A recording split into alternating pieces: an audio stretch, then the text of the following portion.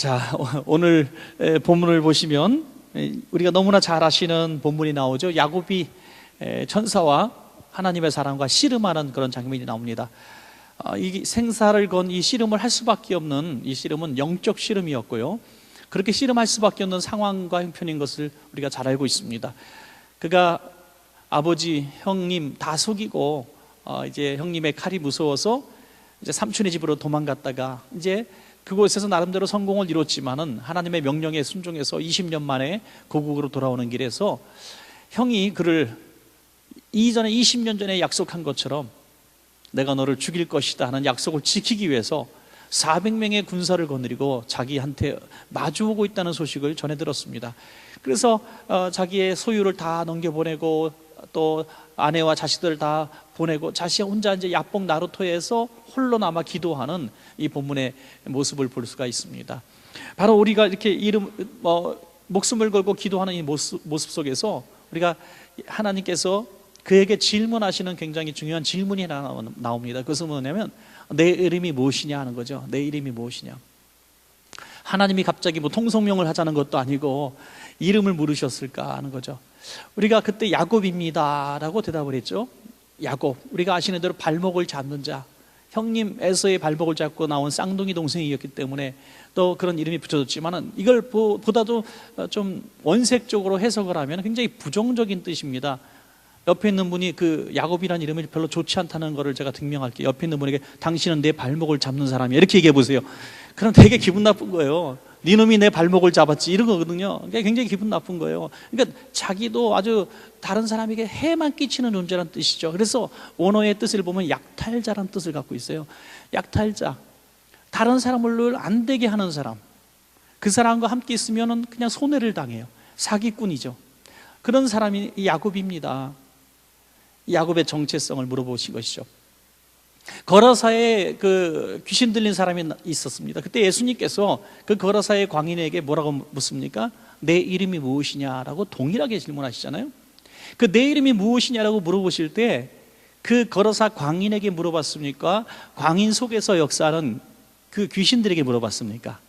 귀신에게 물어본 거죠. 별개의 존재로 이렇게 주님은 보신 거죠. 내 이름이 무엇이냐? 이건 너가 아니라는 거죠. 저는 야곱에게 내 이름이 무엇이냐고 물어봤을 때도 저는 야곱은 이렇게 대답했을 거예요. 저는 제 이름은 야곱입니다. 그렇지만 저는 야곱처럼 정말 살고 싶지 않았어요. 저는 정말 하나님의 말씀대로 정말 하나님의 뜻대로 신앙인답게 살고 싶었는데 제 인생을 돌아보니 정말 약탈자의 인생을 살았습니다 하면서 자기 자신의 이름을, 과거를 부끄럽게 고백하는 거죠. 이 거라사 광인도 마찬가지예요. 제가 정말 이 군대 귀신이 들어온 것은 내가 원한 것이 아니라 이 안에서 역사하는 귀신들이 나를 이렇게 정말 군대 귀신이 존재인 것처럼 나를 이렇게 이끌고 망가지게 만들었지만 실제로 저는 그렇게 삶을 원치 않았습니다. 이렇게 자기 이름을 고백할 수밖에 없었던 것이죠. 그 별개의 인격체에 말씀하신 거예요. 여러분, 이름을 바꾼다는 거 대단히 어려운 일입니다. 오늘 하나님께서 오늘 저와 여러분에게 기도 열심히, 오늘 저녁에도 우리의 기도 제목 갖고 기도 막 하는데 하나님이 갑자기 성령의 음성으로 내 이름이 무엇이냐, 아니 내가 누구냐 이렇게 물어보실 때 정직하게 이 별개의 인격체로 우리는 대답할 수밖에 없어요. 하나님, 전 죄인입니다. 하나님, 저는 또 말이나 행동이나 실수뿐인 죄인입니다. 그렇지만 그건 제가 아닙니다. 저는 하나님 말씀대로 살고 싶었고 참고 싶었고 용서해주고 싶었고 충성하고 싶었고 봉사하고 싶었는데 하나님, 내 안에서 역사는 약한 것들이 나를 이렇게 고난으로 끌어가고 분쟁케 하고 다투게 하고 미워하게 만들고 증오하게 만들고 내 발목을 잡았습니다. 하나님, 어떻게 하겠습니까? 이렇게 우리는 이야기할 수밖에 없어요. 우리 안에서 역사하는 악한 것들과의 우리 싸움에서 늘 패배하며 살아왔기 때문입니다. 그럴 때 우리는 고통이 오는 거예요. 괴로움이 오는 거예요. 여러분, 거라사 광인이 예수님 앞에 뭐라고 얘기합니까? 하나님의 아들 예수님, 나와 무슨 상관이 있나이까? 나를 왜 이렇게 괴롭게 하시나이까? 그랬어요. 왜 이렇게 괴롭게 하시나? 이름 하나 물어봤을 뿐인데 괴로워요?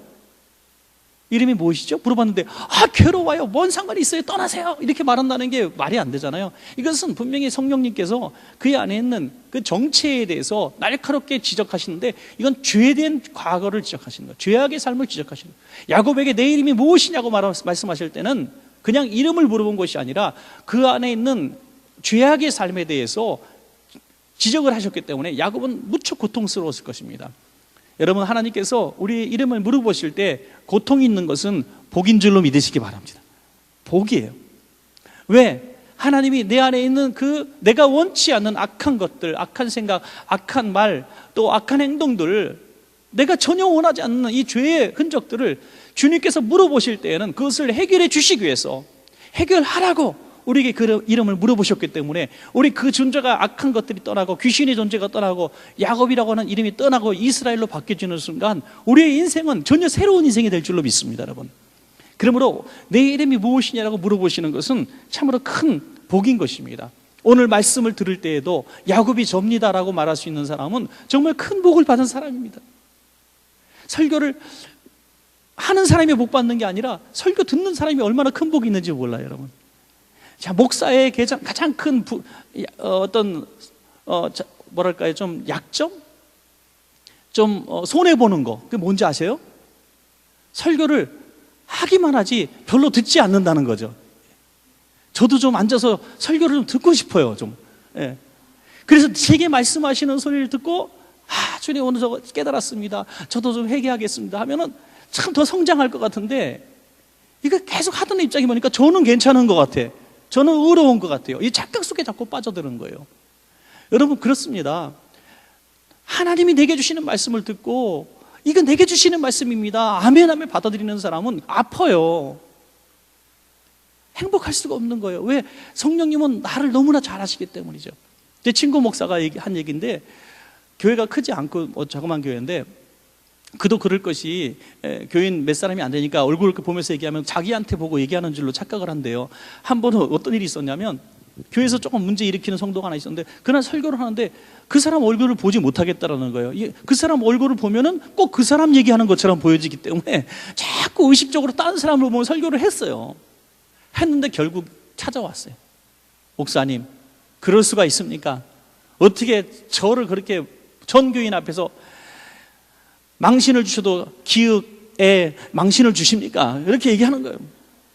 그래서 목사님이 그렇지 않다는 걸 증명하기 위해서 설교 원고를 다 보여줬대요.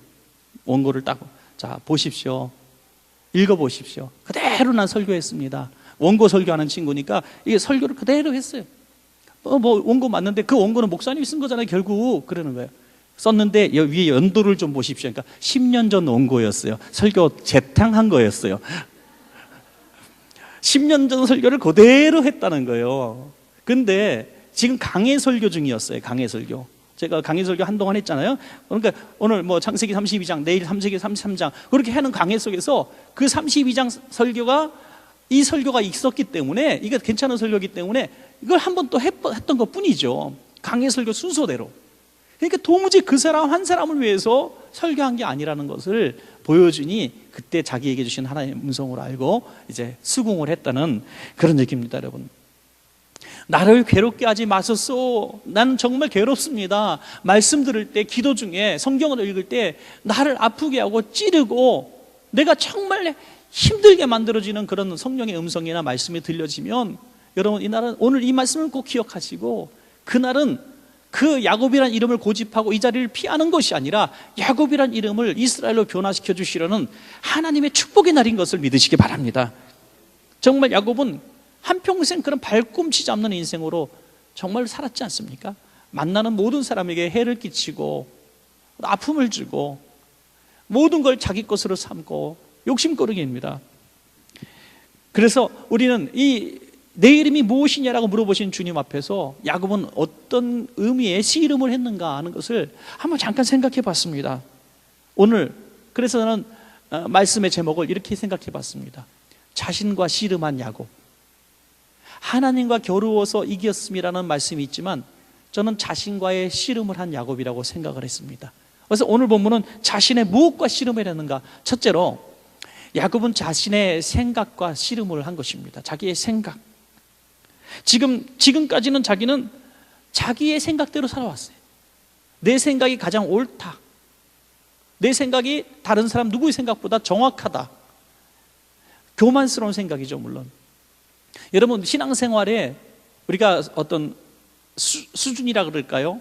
이 수준이 높으면 높을수록 내 생각은 점점 작아지고 하나님의 생각이 점점 커지는 줄로 믿으시기 바랍니다. 내가 신앙의 수준이 아직 미약할 때는요, 내 생각이 이만큼 올라가 있고 하나님의 생각이 저 밑에 있어요. 아직도 내가 세상에서 괜찮은 공부한 사람이고 세상에서 괜찮은 위치에 있고 내가 그래도 세상에서 이만큼 사회에서 인정받는 사람인데 하나님의 말씀이 딱 들어왔을 때 아프게 하기도 전에 내가 하나님의 말씀의 수준을 까는 거예요. 야, 그거밖에 안 되는 말. 아, 이건 수준이 아니야. 아, 이거는 잘못 전하는 거야. 자기의 개념으로. 그래서 자기의 지금 상황에서 이걸 다 비판하고 깎아내고 하는 거예요. 그래서 들을 말만 선택해서 그냥 듣고 이렇게 하는 거예요. 도무지 성장이라는 건 있을 수가 없는 것입니다. 성숙이 있을 수가 없는 거예요. 그걸 내려놓기 전에는 도무지 하나님의 말씀을 들을 수가 없는 것입니다, 여러분. 신앙생활은 내 생각과 하나님 생각의 갈등이라는 것이 나하만 장군의 이야기에서 너무나 잘 드러나지 않습니까? 나하만이 병 고치러 갔을 때 내 생각에는 이란 말을 하죠. 내 생각에는 내 상처에 손을 얹고 흔들어서 당신의 하나님께 부르짖어 나를 고쳐줄까 했는데 요단강물에 7번 가서 몸을 담그라니 이게 내 생각하고 너무 달라 하고 돌아가는 거예요. 여러분, 우리가 어떤 병을 치료받으러 가는데 정말 대단한 의사 선생님한테 갔다 가요. 근데 의사 선생님이 보통 알지 못하는 새로운 방법으로 얘기했을 때 내 생각에는 그거 내가 치료받는 방법이 아닌데요. 어떤 병에 대해서 우리가 조금 알게 되면요, 꼭 그냥 그 병원에 가서 의사한테 자기 얘기를 너무 많이 한대요. 그래서 의사가 제일 싫어하는 환자가 의사래요. 아는 체 너무 많이 하니까 그냥 의사가 처방하는 대로 잘 따라주면 날 텐데 그 제일 빠른 길이거든요, 순종하면서. 근데 내가 안다 이거야. 너무 잘하니까 자꾸 자기 개념에 자기 상식에. 과도 상관없어요. 내가 무슨 과를 상관없어요. 내가 그냥 의사니까 잘한다고 생각하는. 그러니까 병이 안 나는 거죠. 그거 내가 치료받으면 마치 아무것도 모르는 사람처럼 그 처방전대로 잘 순종해 나갈 때 약을 3번 먹으라면 3번 먹고 4번 먹으라면 4번 먹고 이러면 치료가 훨씬 빠를 텐데 내가 안다고 하는 것 때문에 내가 치료받지 못하는 거죠. 여러분, 마찬가지입니다. 우리가 신앙생활할 때 내가 성경을 안다, 내가 교회 다닐 만큼 다녔다, 내가 말씀 들을 만큼 들었다, 나는 이렇게 판단하고 저렇게 판단하고 내 생각이라는 말을 많이 한다는 것은 내 신앙생활의 성장의 최대 장애물이라는 것을 기억하시면 복이 될 줄로 믿습니다. 여러분, 신앙생활에 성장을 우리는 원하고 있어요. 신앙생활의 성숙, 제자의 성숙도를 원하면서 우리는 점점 자라날 때 계속 우리를 발목 잡는 게 뭐냐면 내가 안다고 하는 거예요. 내가 안다. 그래서 내 생각에는 한국 교회는 이래야 돼, 교회는 뭐 이래야 돼, 또 뭐 목회자는 이래야 돼, 장로님이면 이 정도 돼야지, 뭐 권사님은 이래야 돼. 너무나 그런 기준이 너무나 내가 많이 설정해놓은 게 너무 많은 거예요. 그럴 때 우리는 자기의 의 속에 사로잡히게 되고 비판과 판단을 일삼게 되지 성장이란 성숙을 없어요. 왜? 아프지 않기 때문에. 여러분, 청춘은 아프니까 청춘이다 그러잖아요. 또 우리가 사춘기도 아파야 사춘기를 극복하는 거잖아요. 우리가 신앙생활할 때 보니까 실수가 우리를 성숙하게 만들더라고요. 실수가. 저도 이렇게 목회하면서 조금씩 어제보단 조금씩 나아지고 오늘보다 내일보다 조금 나아질 거라는 기대를 갖는 게 뭐냐면 제가 자꾸 실수한다는 거예요. 하지 말아야 될 말을 했어요. 상담하다가 그게 후회해요. 안 된다 그러니까 그분이 그것 때문에 상처가 입었더라고요. 나중에는 절대 그런 말 안 하잖아요. 이제 또 그분은 아팠지만 다음 사람, 저를 상담하는 사람은 그런 아픔을 또 겪지 않게 되는 거죠. 저는 조금씩 더 알아가고 조금씩 더 너그러워지고 성숙해져 가는 거죠. 완전하지 못할지라도. 여러분, 하나님 앞에서 우리가 성숙한 사람이 되기를 원한다면 내가 자꾸 아파야 되는 거예요.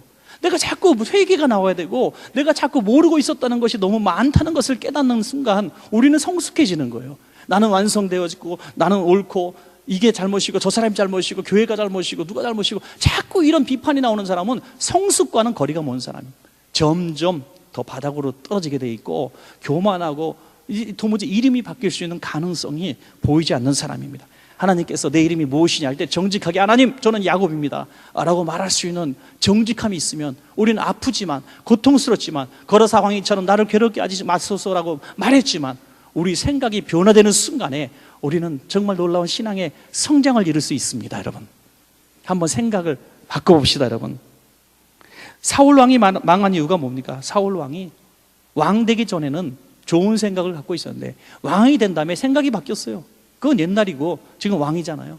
교만한 생각이, 하나님도 없어요. 그래서 하나님께 기도하고 물어봐야 될 텐데 미신 무당한테 가서 물어보잖아요.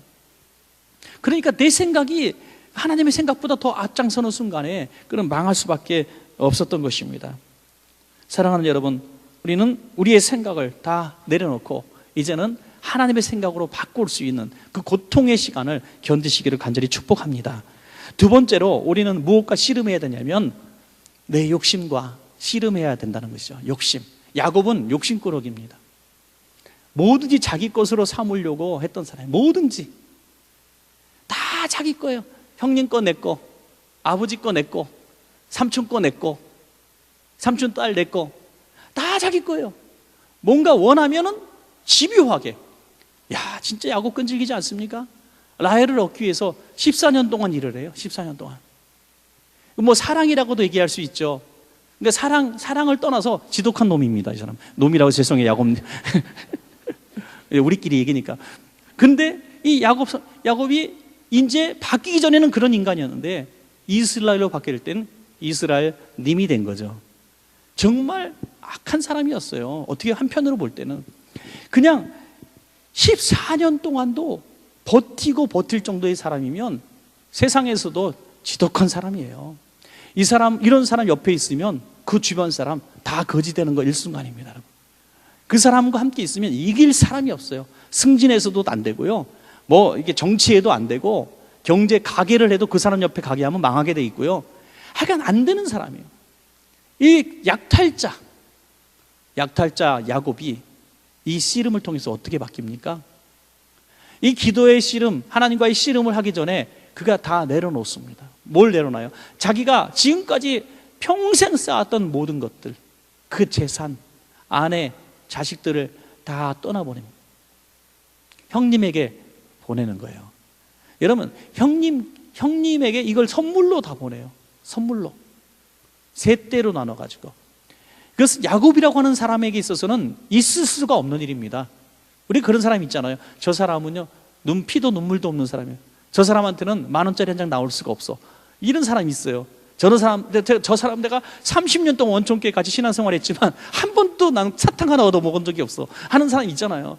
한 번도 누구에게 베풀지 못하는 사람. 들어가면 끝이야. 그런 사람인데 그 사람이 이 모든 재산을 형님에게 지금 내놨단 말이에요. 지금 야곱은 다시 20년 전에 빈털터리로 들어간 거예요. 지금 놀라운 변화를 일어난 겁니다. 놀라운 변화. 왜요? 이 하나님의 말씀에 순종하기 위해서 내가 이런 것들을 다 포기할 수 있다는 것을 지금 씨름을 통해서 보여주는 것입니다. 그럴 때 하나님께서 이 야곱의 이런 모습을 보면서 진실로 인정하는, 여러분 주머니가 회개해야 참 회개라는 말씀이 있습니다. 주머니가 회개해야 진짜 회개라는 거죠. 어린아이처럼 우리가 펑펑 울 수 있는 회개는 다 품고 하는 기도가 아니라 진짜 다 내려놓고 하는 기도가 어린아이의 기도라거든요. 다 어린아이처럼 다 내려놓고 할 수 있는 기도. 아무것도 내가 기대할 수 없는 그런 상황 가운데서 하나님 정말 괜찮습니다, 이대로 좋습니다 하면서 기도하는 것. 그러니까 우리가 어떤 아직도 희망이 있을 때 뭔가 이루어질 것을 바라보면서 기도는 할 수 있어요. 그러나 다 희망이 끊어진 다음에 기도한다는 것은 정말 어려운 일입니다. 오늘 야곱은 다 떠나보내고 지금 이런 씨름을 했다는 겁니다. 여러분, 신앙생활에 정말 복병, 아주 악한 복병이 하나 있는데 그거 바로 재물이라는 거예요. 사실은 재물 자체는 악하진 않지만 재물이 하나님 섬기는데 최대의 적이라는, 경쟁 상대라는 겁니다. 여러분, 그래요. 살다 보면 정말 이 재물을 이길 수 있는, 재물을 정말 다스릴 수 있는 사람은 하나님 섬길 수 있는 성품을 가진 사람이에요. 한번 가만히 생각해 보시면서 여러분, 내가 이 내 욕심, 내 재물과 씨름하는 시간을 한번 가지시기 바랍니다. 증거로 씨름하는 시간을 한번 가져서 내가 재물을 이길 수 있는, 그렇다고 해서 뭐 그 재물을 이길 수 있는 증거로 뭐 논밭 팔고 뭐 팔아서 하나님 앞에 바치는 게 절대 아닙니다. 어떤 상황과 형편에 따라서 내가 어떻게 반응하느냐, 이게 달라요. 그러면 뭐 예수 믿는 사람들, 정말 성숙한 신앙인들은 뭐 다 무소유로 살아야 되겠죠. 그게 아닙니다. 내가 다스릴 수 있느냐, 이거 다스릴 수 있느냐. 하나님의 영광을 위해서 내가 내 재물을 다스릴 수 있느냐. 이런 사람은 뇌물을 받겠습니까? 불의한 재물을 취하겠습니까? 다른 사람 피눈물 쏟아내면서 돈을 약탈하겠습니까? 아니라는 거죠. 오히려 적은 곳에서 자족함을 누릴 줄 알고 아주 콩 한 쪽이라도 나눠주면서 기쁨을 누릴 줄 아는 이런 사람이 될 때 하나님이 주시는 복으로 거부가 되는 복을 주시겠다고 하나님의 부의 방침에 대해서 말씀해 주시는 것입니다. 야곱은 이걸 드림으로 말미암아 형님께 다 보냄으로 말미암아 거부가 다 가난뱅이가 됐습니까? 아닙니다. 오히려 이전보다 더 거부가 되는 복을 받은 줄로 믿으시기 바랍니다. 마지막 세 번째로 야곱은 뭐가 씨름했냐면 오늘 기도로 씨름했습니다. 기도가 씨름입니다, 여러분. 이제 물질도 보내고 아내도 자식들도 다 보내고 이제 자기가 할 수 있는 거 다 했습니다. 이제 마지막으로 이 하나님과의 기도에 어떤 씨름을 하게 되는데 어떤 사람은 그렇게 표현해 놨습니다. 야곱이 이 모든 거 보내고 다 보내고 내려놓은 것은 정말 아무것도 아니고 진짜 그가 한 것은 형님의 얼굴을 보기 전에 하나님의 얼굴을 보려 했기 때문에 그가 성공했다, 이렇게 해석하는 부분이 있어요. 형님의 얼굴을 보기 전에 하나님의 얼굴을 대면했다. 그런데 여러분, 이것이 얼마나 두렵고 떨리는 일이냐면 하나님을 보는 사람은 다 죽는다고 하는 생각을 했던 신학의 사상을 하고 있었던 시대입니다. 하나님을 보는 사람은 살아나는 사람이 없어요. 다 죽었어요. 신약시에도 지성소에 들어가면 죽어 나오잖아요.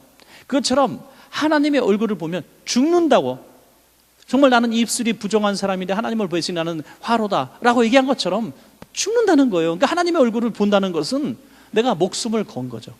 그런데 그 뒷부분에 그 해석을 하잖아요. 내가 하나님의 얼굴을 내가 하나님의 얼굴을 대면하여 보았으나 내 생명이 보존되었다 함이라. 하나님의 얼굴을 보고도 내가 안 죽었다 이거예요. 형님의 얼굴을 보아도 죽고 하나님의 얼굴을 봐도 죽는다면 나 하나님의 얼굴 보고 죽겠습니다. 할렐루야.